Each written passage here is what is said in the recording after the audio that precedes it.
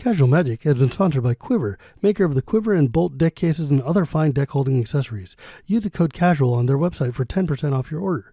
We're also sponsored by Architect, the premier site for hosting your decks on the internet. I love them and they love me, and it seems like a good reason for you to use them. You can also support Casual Magic directly by going to our Patreon at patreon.com/ShivamB. And now, on with the show.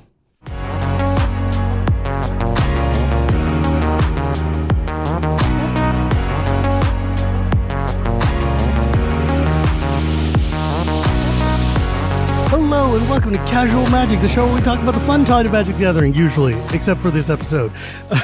This show is brought to you by Architect and Quiver Time and by patrons at patreon.com/ShivamB. Normally I would be talking about Magic the Gathering. I've done it for 240-something episodes.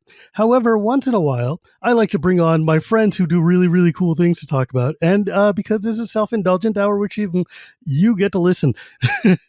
So today, I'm actually really stoked because one of the inspirations for why I started a podcast in the first place, my friend Karen Chu, who we've known each other since we were children, working in the mines at OneUp. Yes. And she is the creator and co-host of one of the most widely successful podcasts ever, Good Job Brain, which is literally one of my favorite podcasts of all time. And so I was like, how come I haven't just talked to you? We're friends for decades at this point. And so I was like, it would be really fun if I could just have you come on my show. And I thought about it. I'm like, oh, she doesn't know anything about magic. I'm like, well, I said magic there. I've contractually obligatedly taken care of my magic thing. We can now talk about actual meat and potatoes, which is, hi, Karen. It's been so long. Hi! How are you doing? Hello, everybody. Hello, my dear old good friend. Yes, we've known each other. God. Yeah, since it's barely college graduation. Yeah, this is 24 when we're recording, and I got to OneUp at 2005, so it's literally almost been 20 years. Yeah. That's actually insane. It was glorified daycare. Oh, yeah. It was... Working in the games industry in the mid-2000s was wild. It was golden. Yeah. We were paid so little. I lived in San Jose, so I was paying to work at OneUp because it cost me more to take the train to go in and back than it did in what they paid me. But wasn't it magical though? Oh yeah. To be slave labor in the games industry. On the front line of gaming. We knew everything that was about to come out, that's coming out with the review previews. What a privilege to be at that time in that position before a lot of the advances of technology and internet. I mean, I was there for the Xbox 360 launch. I remember the literal first day I got there, I went and got to see the Matrix Online or something. I don't know. And it was just so much fun because we were young and didn't know any better. Yep. Oh my God. Because you were a graphic designer there and I was just I don't know, an intern doing whatever they would tell me to do on the website.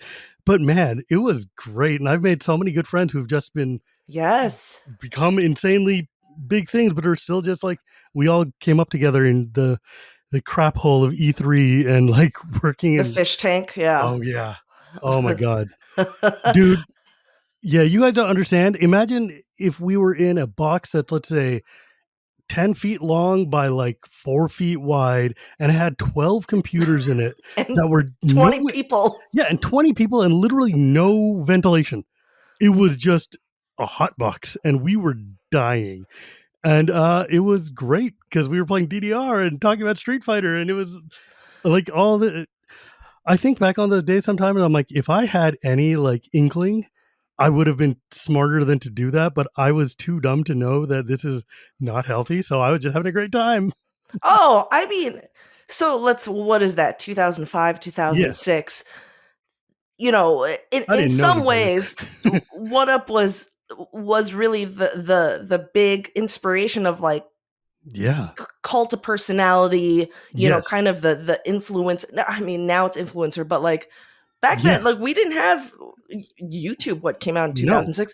It was so early, and we were on the cutting edge of everything. Yes, there was a sense that the people who write about games and report about games, they're not just faceless people behind words. They're like, they could be a personality. Like people agree with them, people do all this stuff. And so for them to have the foresight to be like, hey, we should build a fishbowl, and so that fans and readers can see it in action was awesome. Just a little bit. Yeah. It's like the timing is too early. If they had a fan in there, it would have been amazing. Oh yeah. But you're right though, because like one thing I was thinking about that era of OneUp is like we innovated a lot of things that are just now basic expectations. Yeah. Like Jane created the podcast. Yep. For like the idea of like, oh, what if we just put out a weekly show? And then like, doing the OneUp show and doing like all these things that were like nascent media that is now just like the entire landscape. Do people know what OneUp is? Like we're talking about this as okay. I don't know. I have blinders on. That's fair and reasonable. OneUp.com was a website that was around from like 2004 to like, I don't know, 2014 or something like that. It was it was Ziff Davis's online video games website. So like IGN or GameStop or anything, not GameStop, GameSpot. And we were one of the big three. We were one of the like main video games websites, and it was wild because like we had a different point of view than everybody else. It was blog format. Yeah, it was blogging before the standard standard blog news format. Yeah, it was insane because like OneUp created the idea of having a website that's all blog driven, as integrates fans as well as staffers. It was a social network before social networking was like more than MySpace. I mean, we were very cutting edge new games journalists, kind of like wankery, but it was also super fun. It was so much fun, and the staff and everybody we worked with was hella fun. Like actually 2 weeks ago I was hanging out with Dan Chu our old boss. We were playing board games together. It was so cool. Oh, Gen Con? Yeah, because he has pivoted away from games into tabletop games. He's fallen deep. Oh yeah, he's spiraling deep. It's like I wonder how many of those like custom made board game tables he has in his house. He's got 3. Wow. I always go to cons and I see them. I was like, who buys this? Yeah, Dan and Christina do. Dude, I had them on the show and they were taping in their game room. Literally, the top half of their house, all 4 walls are just bookshelves full of board games. Wow. There's 3 big custom games. I'm like, you are living the dream, buddy. Yeah. It's like, yeah, I don't know.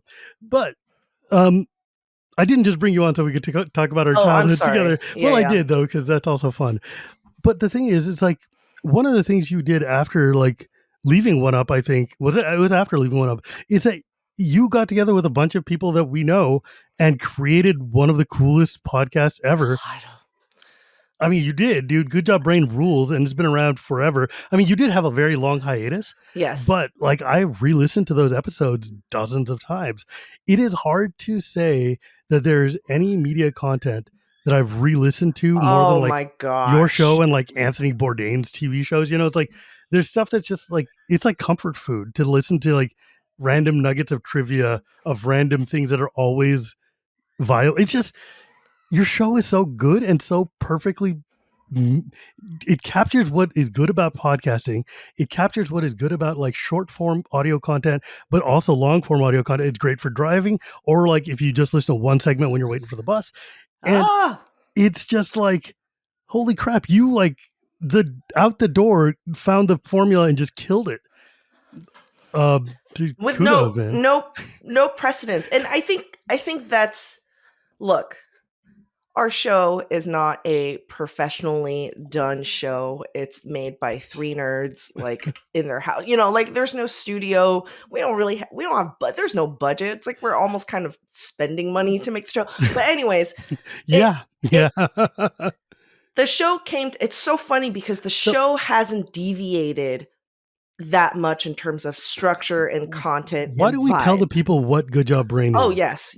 Hello. Good Job Brain is a trivia podcast, and it's a mix of quizzes. It's a mix of segments like facts, bizarre facts, weird histories, and little games that we invent, that we play. And the whole idea is me and the other co-host of the show, we've been playing pub trivia religiously when we all kind of lived, in the same neighborhood and worked in the same neighborhood every week, pub trivia every week.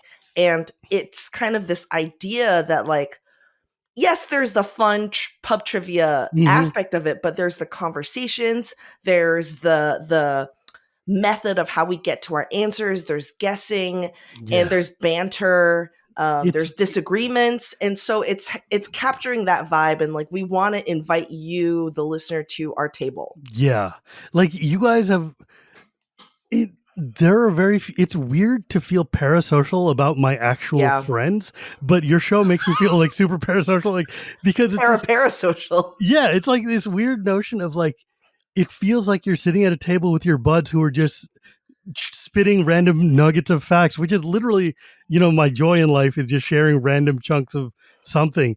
And so whenever you guys do that, whenever I get to listen to an episode, and at this point, my family is not letting me listen to episodes anymore unless we're on a car ride, because they're like, "Oh no, this is we're saving this for like the 8-hour trip to Eureka. It's just not going to happen." But it's like, it's just so delightful to listen to your theme topics and just listen, like you guys talk about, like civet poop or, coffee, or like, I don't know, animals having mating issues. I mean, I've definitely had to explain some things to my kid that are maybe not.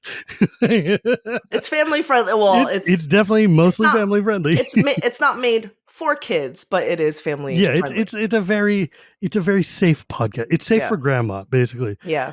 But the thing is, like, what gets me so interesting is, like, your show took off so quickly and hit like the zeitgeist. I remember, like, Apple was using it in its ads. Yeah. I remember, like, at iTunes, you would open it up and it would, back when podcasts were still new, and they're like, these are what podcasts are. And you would see the Good Job Brain logo right there next to like all these other mega podcasts. And I'm like, what? I know those people. This is weird.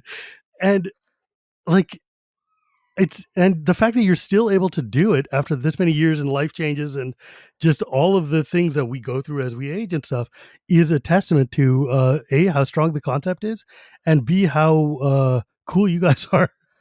It's a lot. I'm not going to sit here and be like, oh yeah, we're so naturally charismatic, and it takes a lot of work. But I would say, look, the show was born out of an experience. And when you put out a show, or when you design a show, and people who are interested in podcasts, when you're thinking about what kind of show, I think these days it's a lot of like, oh, I'm just going to interview, but like really hunker down and figure out what the vision and the what are you trying to express, who are your listeners. Like, when you have a vision and what kind of experience you want to deliver, everything else falls into place. So, which means the structure will follow that kind of vision. Right. The people you bring in will follow that kind of vision, or have that vibe that you want to give off. And so it all happened, lightning in a bottle, but it was also work to create that lightning in a bottle. Yeah, because like there were a lot of podcasts that were around at that time that are no longer around, and you guys have managed to have longevity, which is like, I mean, facts are evergreen, somewhat, and then you can have another podcast where you update on facts that got exactly outdated. Or it's like, hey, this country didn't exist when we were doing this quiz and now it does. I just find it like, because obviously I've got 3 podcasts, so I'm very big into the idea of what it's like to deal with podcasts and like the art and science behind running. I'm so proud of you. Do you know what? I think you found the medium for you. And I've known you for a very, very long time. And I think it was just for the rest of the world and the tech to catch up and to give you a platform to really express who you are and your ideas and your vibe. That's, you know what I mean? We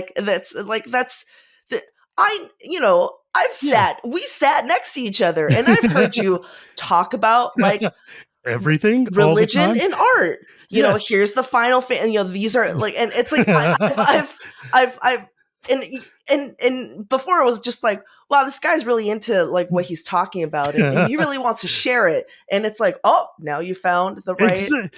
I was talking to somebody the other day, and they were like, hey, So, like, do you like doing podcast stuff? I'm like, man, dude, this is the medium I've been dreaming about the whole time. I get an audience to listen to me tell stories. What else could I want? Like, this is so cool. I mean, and because someone's like, if you were going to do a podcast about the things you're not podcasting, what do you talk about? And I'm like, I have 3 already. What else do I need to talk about? I mean, but it's just, and I'm thinking about starting another one just because I want to talk about Hinduism and tell the stories. But it's like, no, but also like the D&D lore, like being a DM, like a lot of these kind of it lends so well.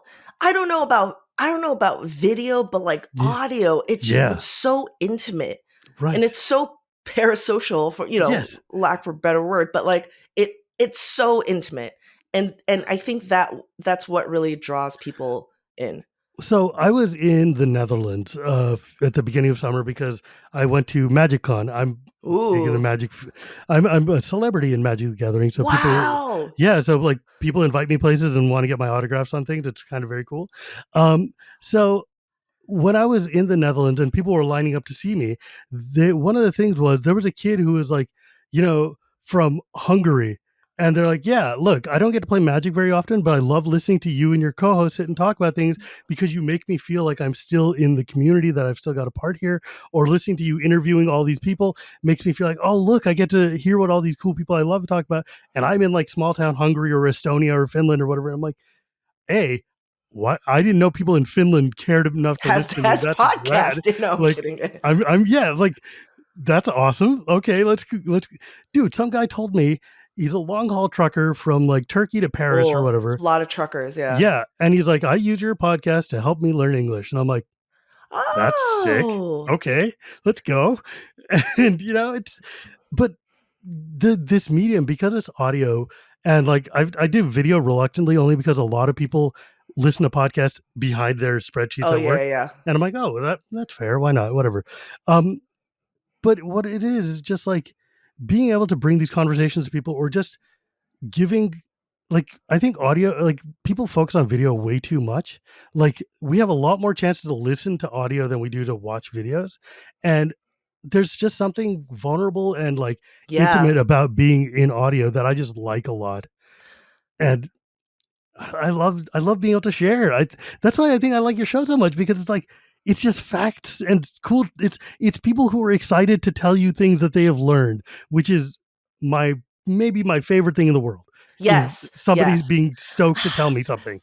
It's strange because I think people define trivia, or what their reference point is different when we say trivia, right? Like, so I remember someone in my old job, my coworker was like, oh, so you like trivia, so do you just have an Excel sheet and with facts and you try to memorize it? And I was like, no, but kind of, yeah, but like the whole point, I was like, it's not, hey, look at how much I know. It's, look, I so want you to know this thing I just learned. I just learned this amazing thing, and I wanted you to know that it's cool too. Yeah. Oh, I love that. I love that. And some people say, wow, that's not cool. That's okay. But you're putting the hook out. You're baiting the people for like, yes, that is cool. Then you guys can freak out. Yes, exactly. Over the Airbud series together, I think, yeah. I think like my favorite segments are like Brad Pitt or lasers. It's like, what is older, or like, just there's some, I think, in this era where everybody is trying to be too cool for school and very focused and like, oh, we don't want cringe or whatever. I'm like, there's something so joyful about being enthusiastic about rocks or leaves or plants or animals or whatever. Just like sharing this thing that you have discovered that is sick. And I'm like, dude, that's like, even if I'm not interested, the fact that you're interested makes me want to just celebrate whatever that thing is. And I think that, when strangers learn about the podcast, I never push, nor do I mention. It's always like through my husband who shares it. And he's like, oh, my wife's on podcast. People are like, oh, but I'm not good at answering questions, or I don't know a lot. You don't have to. You're not competing. Yeah. Like, you just, you sit back. We're not competing. we're trivia doesn't have to be like extreme competition. Right. It's a communal thing. Yeah. I don't know, and I don't know how I became. What a strange journey Right. that led me here.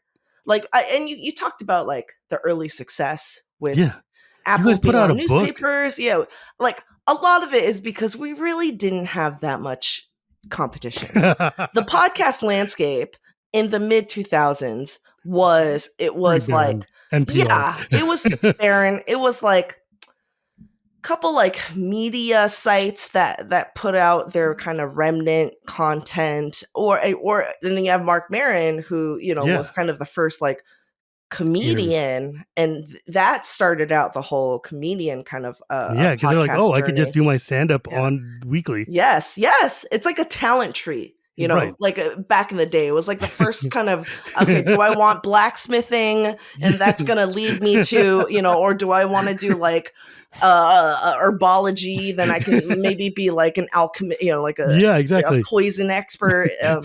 So that was kind of, and we basically, our success came from, there was no kind of other show like ours, Right. except for NPR's Wait, Wait, Don't Tell Me, Mhm. which, is an NPR show. Yeah. We're self-made. Yeah, you're like, you were four dudes in a room at that point. Exactly. Yeah, in an actual, we used to record in person. How crazy is that? In person. However, it added a lot of chemistry, though. It did, but it was really hard to edit. Oh yeah, I believe that would be a pain in the tuchus because the sound keep crossing over. Yep. Just thinking about that now just makes me very uncomfortable. Like when I have to do live shows, I'm like, it's just going up. It's not edited. Just deal with it. I can't. Yeah. But so my question to you is, how have you managed to, like, you guys stopped for a while. You guys stopped for quite a while. I went through a divorce. Well, which is that'll generally put a for some reason that's like a really a lot of people have shown me like that's one of the Google auto complete if you say why did Good Job Brain end, or like Good Job Brain Karen divorce is always a hot, like people would send me screenshots. I was like, wow, people are really that's creepy looking for that. Yeah, that's creepy. Well, no, I don't mind. I'm happily divorced and remarried. Yeah, but it was a hard time. Yeah, I mean, even if it's an amicable one, it's still just like so much paper. Yes. But that being notwithstanding, like, what made you pick it up again? Oh, look, I am the one of the co-hosts on the show, but I'm also the one editing and producing and putting out and kind of coordinating. That's why I have potential you and not deals like Chris and Colin on right now. And the run the community stuff, and run Patreon, which I'm horrible, but I'm trying my best to do all this. It is a lot of work to do that and to come back from a divorce and trying to start my life again, kids, and then found new love, which was exciting, and now having 2 kids. And so I would go to, me and my co-host Dana, Colin and Chris, we would see each other at events. Like we still hang out, like, it's a kid's birthday party or like a barbecue.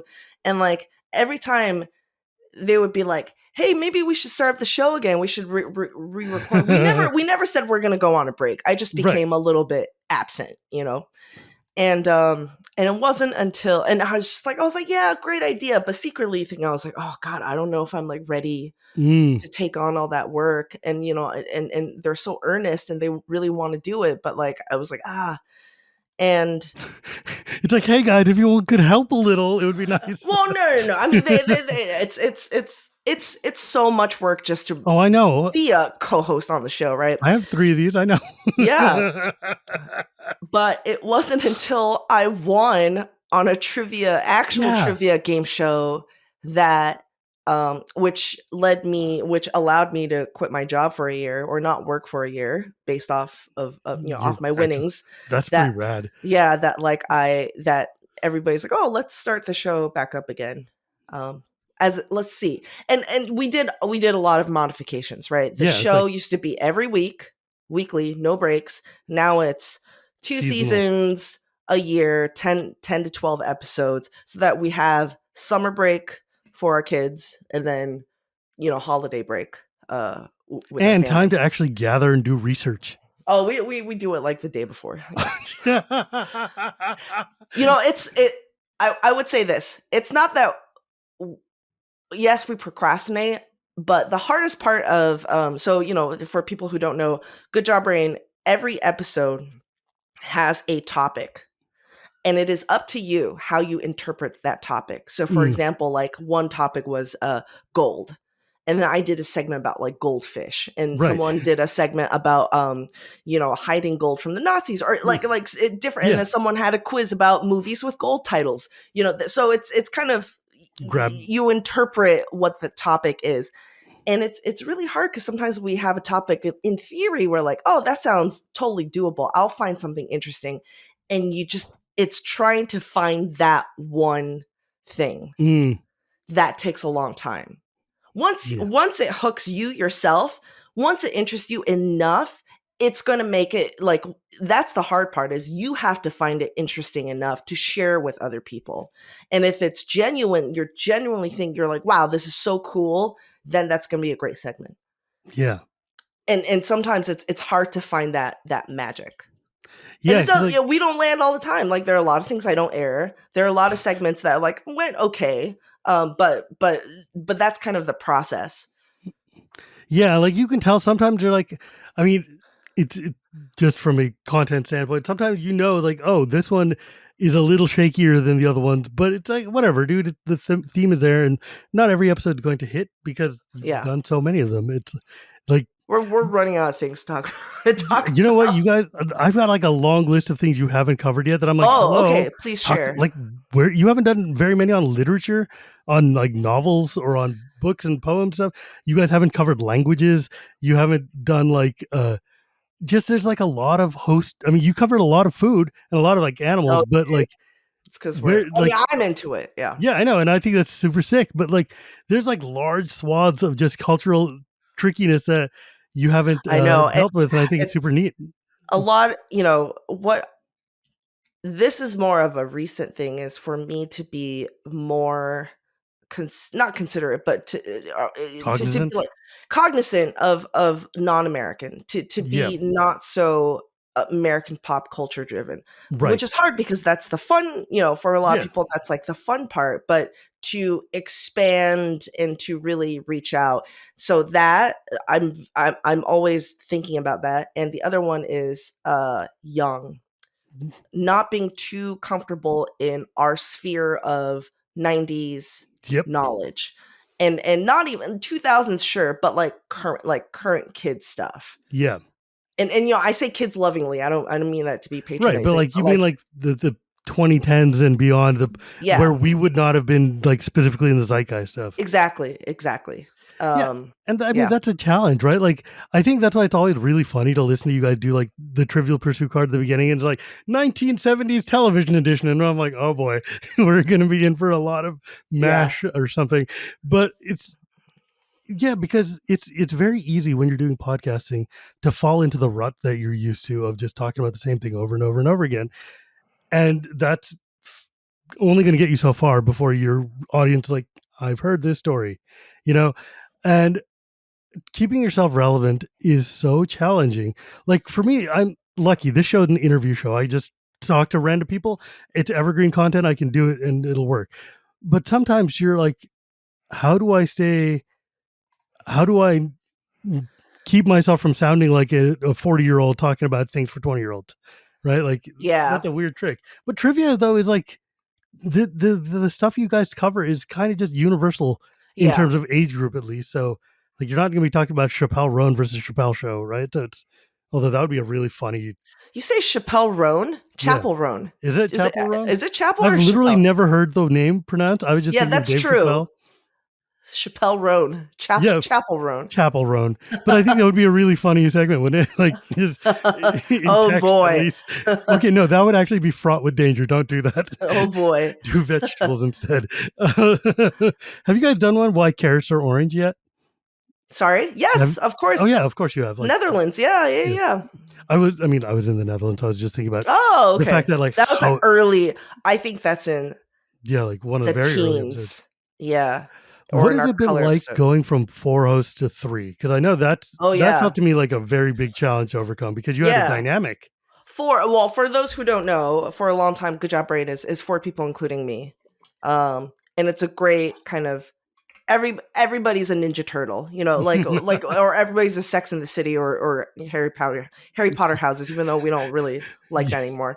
And we really balanced each other well. However, for a show that's been going on for 13 years, life changes. Right. And so Dana was like, hey, this is not for me anymore.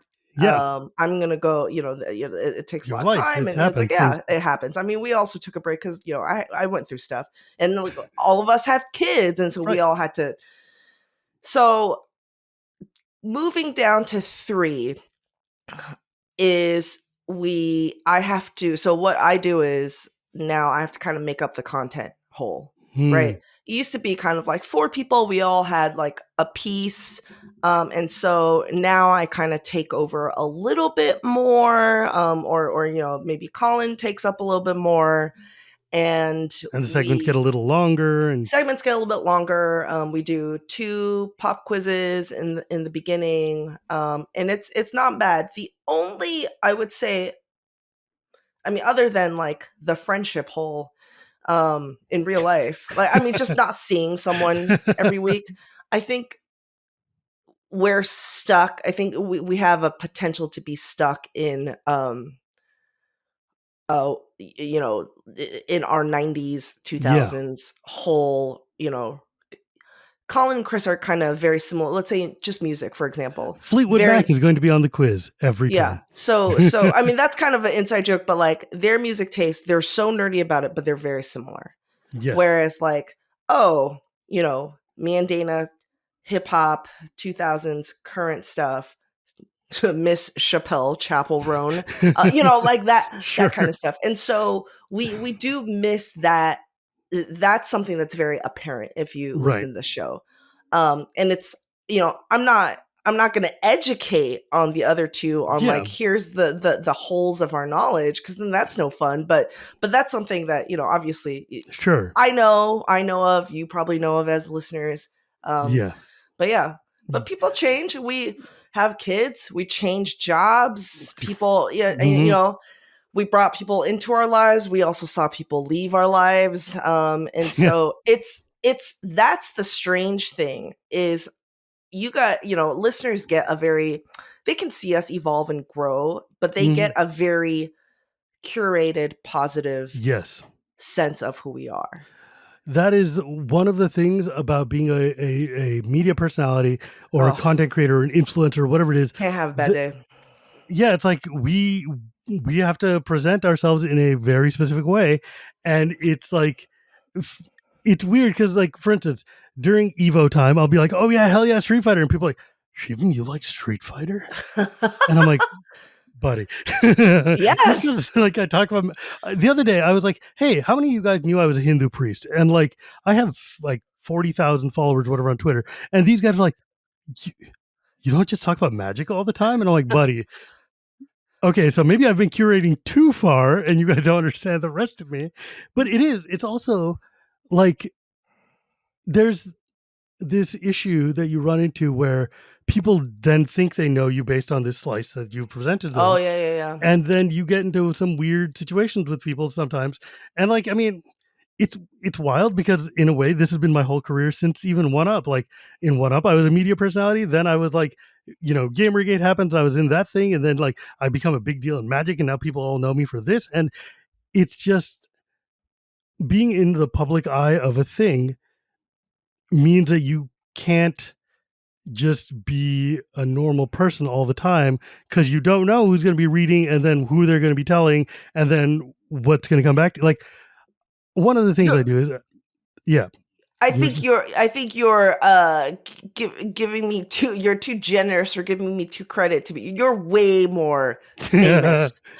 You're way more a known person. I mean, I'm just someone. I'm small fry even in the trivia sphere. I've made something that people Yeah, have but heard of, but me you're way myself, more I'm like influential.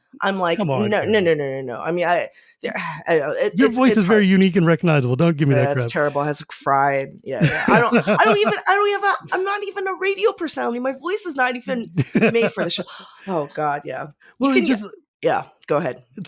no, I was just thinking about the fact that like one of the weird things is like because I'm this progressive Hindu priest thing, I'm part of a bunch of networks with like famous rabbis and other like Yeah. big deal like religious people, and so like I have to be a person for that, and then I shit post or Oh yeah.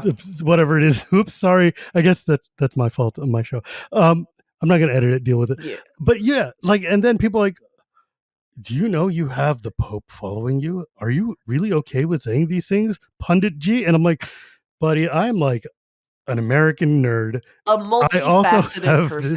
stuff. No, like one of the guys who follows me is the lead opposition politician in India because his son Whoa. is who is a hugely popular like foreign affairs writer for the Washington Post, is also a Wheel of Whoa. Time fan and an Indian nerd, and we sat and Whoa. became like nerdy buddies over like Wheel of Time and Dragonlance of Magic, whatever. And I'm like, this is I don't know how to deal with the fact that you literally run the country and are following me, and then I post about anime or sumo wrestling, and it's like this guy's got feed of like public policy people, and then me, and I'm like, what am I doing here? Wow. It's weird. It's like you get the worst kind of imposter syndrome because you're like, I literally don't belong here. I'm just here because your son likes me, and that's bizarre by itself. Like, dude, the mountain goats sends me text messages periodically, just be like, "Hey, Shivam, I was thinking of you." I'm like, that's Wow. cool. He came to my house once and we played Magic. It was fun, which is also weird. Also weird. I don't know. I don't understand my life, Karen. I don't know what happened. Somewhere in there, What some a weird stuff happened to magical me. turn. What a It's turn so of weird. events. When I was just writing stories about Mega Man Battle Network 3 or whatever, I was not expecting to become pseudo celebrity in a card game at some point 20 years in the future. Ooh, I think deep down I knew. I think deep down when I was a kid playing the Jeopardy, like probably age 6, playing the 5-inch floppy version Yes. of Jeopardy, running on MS-DOS. Hmm. And then memorizing, even though I didn't know what any of the words or questions meant, memorizing all the answers so that I could play against my sister and school her on the Jeopardy computer game. Or I think when I was young and I watched Animaniacs, and I was Mhm. like, deep down, I was like, this is what I want to do with my life. Yeah. I don't know what it is. I don't think it's memorizing state capitals, maybe, but like there's something there, and I was like, it's in my blood. Yeah, but you grew up in Taiwan. That's already I weird, know memorizing it the is state capital of it is very America. strange. Um, what was it like actually going on a real game show? Oh, it was. Look, I am not a on-air personality. Like, I still don't think I am, and it's not imposter syndrome. It's my love for trivia that kind of like makes people like tolerate me. So I was on The Chase. It was used to be on the Game Show Network, and they rebranded it for primetime on ABC. That's And wild. they were filming a lot of game shows during the pandemic because it was cheaper. They can really shove a lot of out in one day, and also they didn't have to pay talent, right? I Fair. mean, they just kind of have a bunch of randos like me, and so they've invited and casted some real Jeopardy like past winners, and then I think the rest of the contestants, they want to stay within California to have taping in Hollywood Sure. or in LA because it was easier. So I got through. I had to take 2 written tests, like trivia tests, and then I had to go through a couple rounds of like interview and then like mock playing all over Zoom. And then they flew me and they're like, "Oh, okay, well, here's your Southwest Airlines flight. And you're going to be staying at the hotel that's like right next to Harry Potter World. And, I saw Hogwarts like when I woke up. And then it's like I have to tell work that I'm like, hey, I'm taking a couple days off and I like couldn't post anything. And then so for that production of The Chase, ours was the first episode taped and I was the first contestant. Oh, wow. And so you don't know this, and I don't even think you can find this online or anything, but a lot of things went wrong. Sound went wrong. Lights fell down. Lights fell down? Yeah, it was like, oh, whoops, the mic was weird here. And so there's a lot of stop and go. But the biggest thing, and I've talked about this a lot when a lot of people ask me about game show, is they don't tell you, but there is an auditor there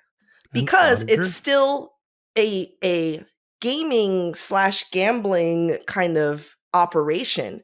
And so when you're dealing with money and winnings, you have to have a third party auditor there to make sure everything is fair, that there's no fixed games, there's no weirdness. And this is because of, if you know the amazing movie Ray Fiennes quiz show, that scandal in the 50s set a lot of the precedents and rules of now how game shows operate. And so there is someone there who is making sure nothing is rigged. Like even, and they give you the talk, like even if you are, say, hanging out, waiting by the bathroom with someone, a production assistant who is not you and someone else, and you're chatting, that may give you the wild. And someone sees it and be like, oh, what are they doing? And so like, this is why you're kind of watched like a hawk. Every contestant has like a PA. Minder? Yeah, a handler. And part of that's to make sure you're comfortable and make you feel nice, but a lot of this is kind of to making sure that everything's fair. And so yeah, and when we had to, like, a mic thing happened, have to pause, auditor knows, okay, we pause at 5.2 seconds, this is where we start the show, stop the clock, like everything is very, very fair. Crazy. Yeah. But was it like, was there a lot of pressure when you're actually on? Oh yeah. Sorry. Again, not an on-air personality. I was standing there. I was sweating. I was like, wow, some people are made for this. And some people are, but when they say you're born for the spotlight, that is not me. That is someone else. Because when I'm in the spotlight, I wanted to throw up. It was, people are like, oh, must be so fun. Yeah, it was fun when I'm done. When I'm there, it was so nerve-wracking. Panic. Then you're like, am I going to look like an idiot? Not like an idiot because I don't know the facts, but like, am I just going to be unlikable? It's like, yeah. Like, am I on today? Can I be on? How's it? And this is like a mechanic in a place that you don't know. The lights are, people are yelling at you. Like, music loud. It's a very cool, very unique experience that not a lot of people would go through. But it really makes you wonder about these people who are like on Jeopardy for like weeks at a time. I mean, they practice. This is pure practice.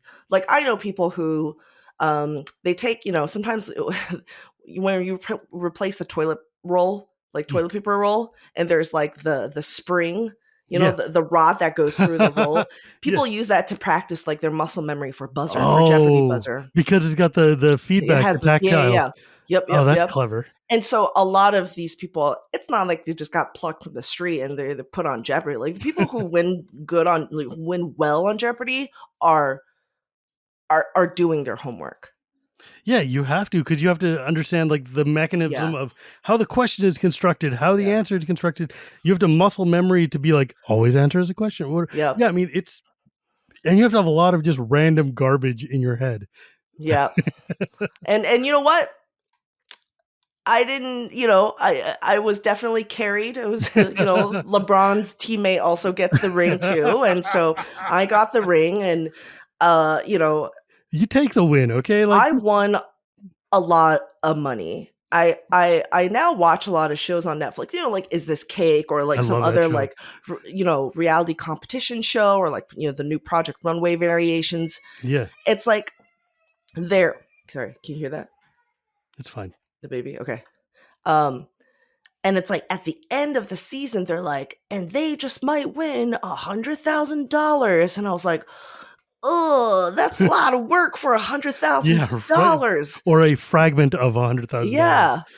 It's like you're doing like 15 cakes over like 36 hours, and you're getting like $20 for it. Yeah. Over half of it goes to tax, so it's Right? like how much, and I'm like, wow. And I was like, I try to swallow my vomit for like 2 hours and won 130,000, That's $1,000. Yeah. that's still kind of cool. Look, dude, I understand how silly it is sometimes, but at the same time, that's also hella cool. Like, it was really cool to win. Even if you didn't necessarily do it, you were still on the team. That's a team effort. I answered like, yeah. You I know what? contributed to 2 key moments, let's say, but you were on the group project. Your name is on the yep, group project. yep, You yep, still yep. get the A for the group project. It happens sometimes. It happens. But that's so cool, though. But I mean, I don't know. I'm just like over the trajectory of like I just look at your show and I'm like, damn, that's all this stuff that goals I have. Like, I want to put out a book. I want to do all these things. But also, Oh, like, yeah, putting yeah, out a yeah. book is like ridiculous and difficult. And like, look, that must have been a real pain in the ass. No. It was Good Job Brain Crew.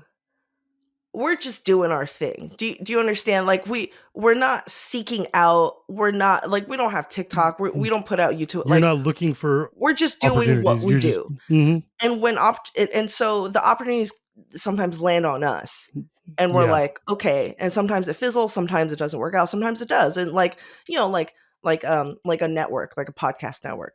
I didn't, it was someone be like, hey, do you want to join this podcast network? We can help you. And I was like, okay, cool. And then someone publishes like, hey, do you guys want to write a book? Okay, cool. It's, I mean, it helps that Chris has written multiple books. Yeah. before. Yeah.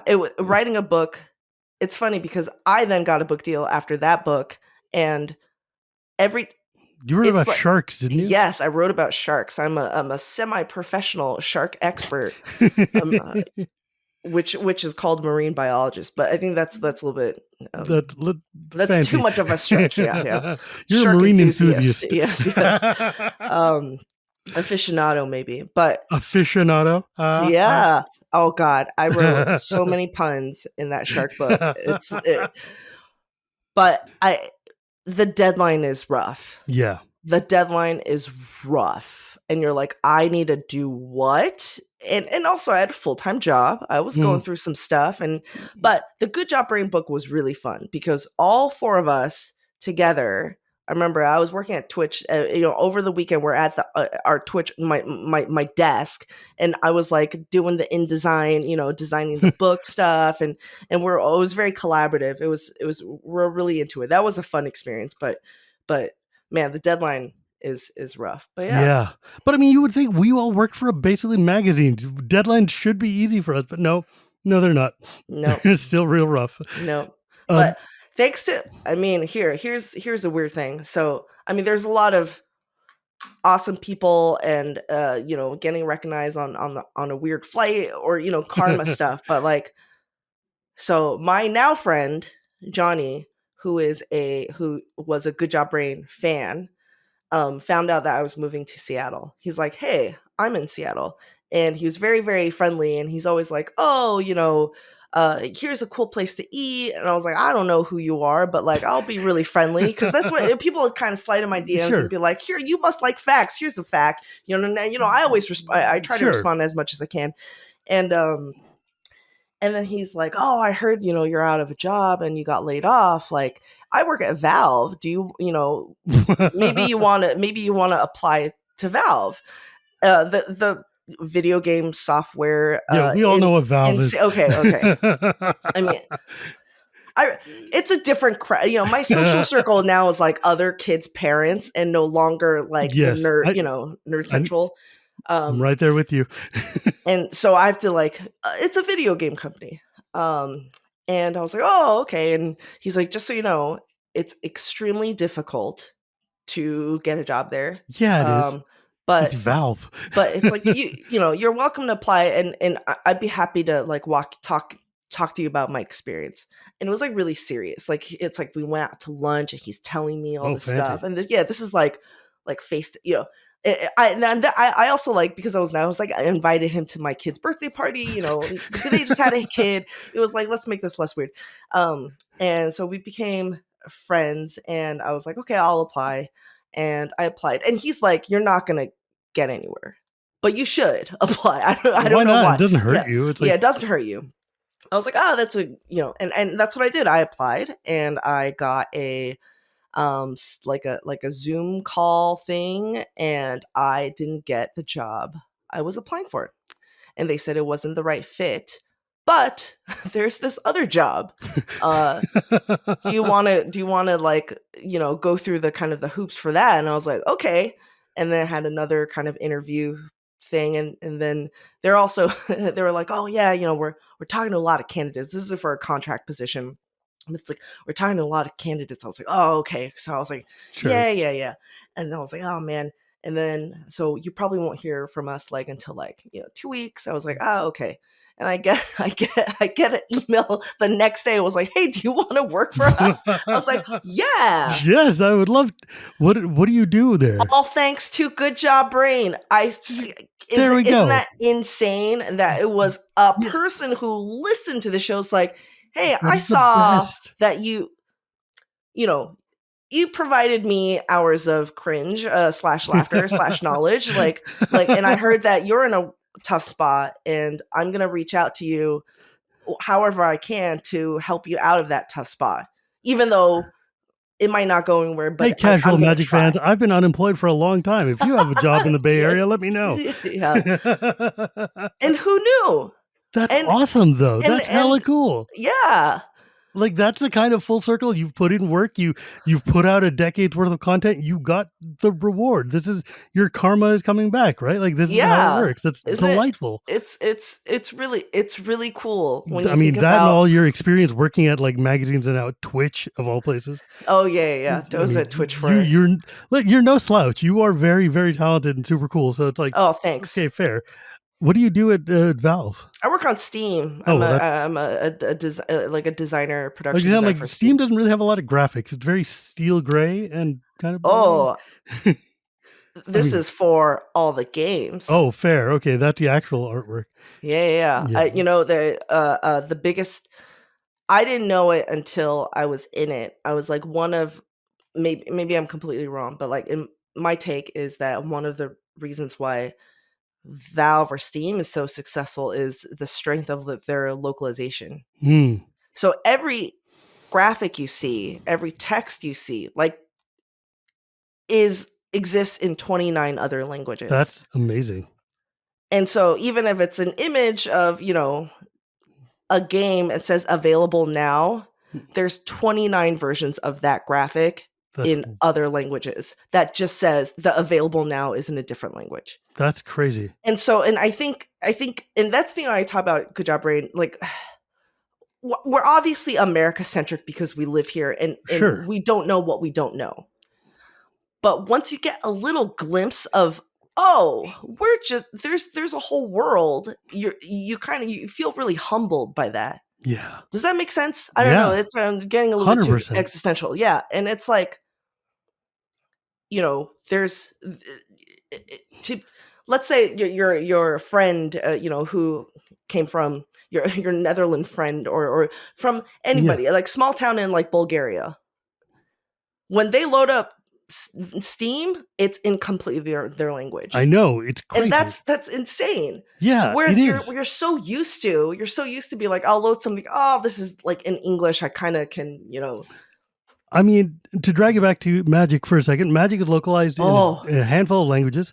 And like when I was in Europe, my friend who I was staying with in Netherlands, he was like, hey, you want to go to Germany? And I'm like, isn't that's we can just go? It's like it's like 2 exits down the highway here. We can go to Germany. I'm like, sure. Whoa. I've never been to Germany. So we just drove, literally we went from he picked me up from the airport. We went to his house and then he drove me to Germany for the day. And we were in like Dusseldorf and just hanging out. And we went to a magic shop and like all the cards are in German. And I'm like, oh, this is wild. Like, I know what they all do because I've muscle memory or whatever. But yeah, they have to localize them in German. And I'm like, but they're not localized in Dutch. What language do you play? And he's like, an amalgamation of French, Dutch, a French, German, and English cards, whatever is cheaper. And I'm like, that's crazy. Oh, Like, yeah. like Magic puts its cards out in Portuguese, or it used to for a long time. But like the folks in Brazil who play Magic, which is where a huge company, different type of Portuguese, it's a huge like audience for Magic. But because of Brazil's imports, they can't just import cards all the time. They get stuck in customs and stuff. So they end up playing with cards from China or cards from Japan that are just easier to get in Brazil than Portuguese language cards. Wow. So they end up with like their decks are like an amalgamation of just random languages. That's so because cool. of like, yeah, and it's wild. And but that's why you don't understand the value of localization until you're talking to somebody who has learned a second language to play your game, right? Like that's insane to me. Like that's so nuts.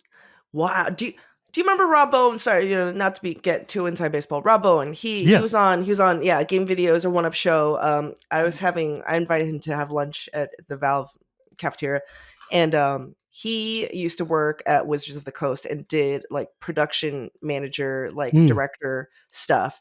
And he was telling me about the printing, like the printing process of Magic cards and like getting and I was like, this is like, it's insane. It's like overcooked. Do you know what I mean? But on a different level. Yeah. Like how fun. Yeah. It's think about it's crazy. A special foil. Okay. Then the foil has to, and then the files have to be this. We can make sure these specific, there was a set that die cuts have to set to this. Yeah. So each sheet of Magic cards has 121 cards on it, and each Magic pack has 16 cards in a booster pack. My friend put together a project called Mystery Booster, where each 16 slots in there had a whole sheet dedicated to it. So it would get 121 choices randomly in there. So there was like 1,600 cards in this set. And if you open a box and somebody opens a box next to you, they're not going to have the same amalgamation of cards just because it's completely wild. And I'm like, the logistics behind setting that up and then printing it in the multiple languages and getting it's like, what the hell? That's what Rob did. Yeah, it's so cool. That's a cool gig though. Yeah, like, it is. That's really neat. Okay, well, we have hit our hour though, but thank you so much for joining me, Karen. I'm so glad to talk to you again. It's been so long. I know. We didn't even talk about a lot of other stuff. I don't know, like our kids. Yeah, exactly. We now we're kids with kids. How weird is that? What games you were playing? I'm finally Civilization 7. They got the preview today, so I'm I got served the you saw the advert on Steam. Yeah. Maybe I had to make or something. Oh man, yeah, no, it's crazy, dude. Like, but that's how conversations go, right? Like, we just get enthralled in the joy of it, and periodically I have to look at the clock because I'm like, I'm the one who's editing this, so I need to pay attention. It's yeah. I mean, we're also. I'm sorry, listeners. We're also playing a little bit of catch up because last time I saw you was randomly at a parking lot. Yeah, wasn't that the coolest thing? After like 10 years. Right? And so I don't even know how you noticed me. I looked very different, but you were just like, no, I feel like you look the same. I probably do. I mean, my hair is longer now, but yeah, I look more or less the same, I guess. Yeah. You certainly do. So it was just in my eyes, yeah. Well, it's cool to see you though, randomly in Oakland, just like. Okay, to circle back to what we were saying before. Yeah. It's indescribable. It's not. It's a combination of joy and pride, like almost like of a parent when you see people you kind of grew up together off doing very cool things. Especially when we talked about the golden ages of like OneUp. We were so young, right? And we had jobs. They gave us jobs. They're like, what? And to see that we all were there because of our passion and our abilities and our exuberance, penchant for cooperation and teamwork, and to see those people now 20 years after doing great stuff on their own, pursuing family, pursuing careers, pursuing random escapades, things that are away from gaming. It's a real pleasure to see where people enter. Like like Crispin. Oh my god. Like he who's lives just the like, ideal life, I'm man. just gonna have a little farm ranch in Yeah, just move in Hawaii. Hawaii and just like, And I'll write about trivia for National Geographic about Greek mythology. yeah, And and you're just like, post pictures of goats, and I'm like, yes, you're living the literal his dream, but donkeys. And I was like, wow, that's great. and I'm like, wow, man, you used to review pinball games. What the hell? Or like Shu, who's like literally, I used to run EGM, and now I've got my own board game network down in SoCal. It's like, God bless, dude. That's amazing. Like I love it. I think you're right. There's this sense of pride and just like, it's you're like, man, I'm so happy. It's like watching you succeed makes me feel good, right? Like yeah. watching my friends succeed And makes me again, feel I'm good. not, success looks different on everybody else, but like in any, but just to see people you kind of grow up with, yeah, right. Like, end up where you they made something are. of yourself. I knew you would. That's Yeah, awesome. It's very cool. It is very cool. Like I mean, I think maybe it was Nick Sutner. Someone was like, "Oh, I kind of want to make like this like weird tree where we've like gone. diagram of like where people went or it eventually, did and yeah." That's why that's why even though I'm not in the games industry anymore, I still go to GDC every year just because it's nice to see and touch base with all of the old crew and be like, wow, where are you now? What are you doing? That's so cool. It's like, I love that. I think it's great to watch the different paths people have grown on. And it's like, it just makes me happy. I mean, yeah, I don't know. Life is good. It's awesome. Yeah. It's life It is hard, it but could be life is better, but like it's still life in the is grand scheme of life. things, it's pretty good. Life is a ride. Yeah, I know. It's like I remember and because I took my job at Twitch very, very early Twitch, and people are like, "Why are you doing? Why are you gonna go work for that garbage place? Whatever." And it was like, God, I was like sitting next to the office was so small. I was like next to the elevators, like my desk was in the lobby. Do you know what I mean? I was like employee 50 something, and it became Twitch. Right? Whatever it became Twitch, and it was just kind of like you just never know where things could take you. It was so wild when Twitch had just started after like they'd gone from Justin TV. I was at Voodoo and I went to my boss and I was like, we really should buy them. Twitch is going to be where it's at. We should buy them. I made a huge presentation to the boss at Walmart. Oh wow. I'm like, this is going to be a thing. You guys should get in on the streaming stuff. And they're like, yeah, that seems interesting and stuff. Then Amazon bought them for like infinity money. And I was like, I told you. And they were like, sure. Well, so much for that. And I'm like, oh my God, people. But yeah, like working at Twitch must be wild, though. It was. I mean, it was a whole journey. It was super small startup. Everybody has 5 million jobs, and then we're all there, passion young. And then we have the acquisition, which I was very, very, very grateful for. I mean, it seems like I didn't know at the time, but like, to me, I was like, oh, acquisition's my experience was a good thing. Whereas now it's like a bad thing in the tech industry. You're like, oh, people are going to get laid off. But back then it was like, wow. Somebody's giving us money? Okay. Yeah. And to be honest, as much as people like blame, my experience is very different. But like, it was a pleasure to be in, it almost like was like I worked 3 different jobs at 3 different places. And it was cool that I had that experience. Yeah. I had the startup grind, and the kind of like cool, we're on top of the world. And then now like we're kind of more corporate and then learning kind of the ropes in that environment. It's very important. I mean, like it's good to at least get the experience to understand what these worlds look like. Yeah. Because it'll pay off when you have to deal with real corporate structure outside of that. Yeah. Like working for Walmart, like when I was at Voodoo is like a small startup that did video streaming and stuff. And we worked like a Silicon Valley, like, startup, but we were owned by literally the biggest company in the world in Walmart. So I learned corporate structure and how to deal with that. And that has aided me greatly in dealing with people's corporate structure. Cause I know like there's a level of enthusiasm you're allowed to have. And then there's like understanding business and like, you got to walk that line. But that's boring and not very fun to talk about. So I'm not going to. Yeah. But in any case, Karen, if folks wanted to find you or your show or anything like that, where could they go? Wow. I'm like, do I even? Well, I mean, I still have Twitter, but I don't really use it. Well, okay, so you can Blue Sky. No, I'm not in a lot of the socials anymore. You can find my show Good Job Brain at goodjobbrain.com. And yeah, that's pretty much good enough. I make custom shoes, Jordans. Oh yeah, those look hella cool. I forgot about that. I was like, from time to time. Yeah, I make weird, handmade shoes. I guess you can find my Instagram, which is at Momo Pesh. I'm not going to spell it. If you're a Xenosaga person, you get it. At Momo Pesh. And then there's like links to that.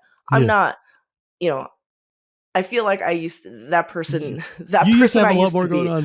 Yeah, I used to like, and I still want to. I think it's just like Twitter being different probably hit me a lot harder now that I'm thinking about it. Yeah. Like, oh wow, but that used to be such a big part of my life. Yeah, if my livelihood wasn't tied to Twitter presence, I probably would have bailed on it. But I have a lot of followers, and that is where most of my income comes from. So I have to be judicious about that, which is weird because it's like Twitter is a kind of crappy place these days. It's not very fun anymore, and like the balkanization of social networks just means that where do we go? How do I rebuild this? I'm old. Do I even bother? But no, this is like if I'm going to be doing content, I have to play the game.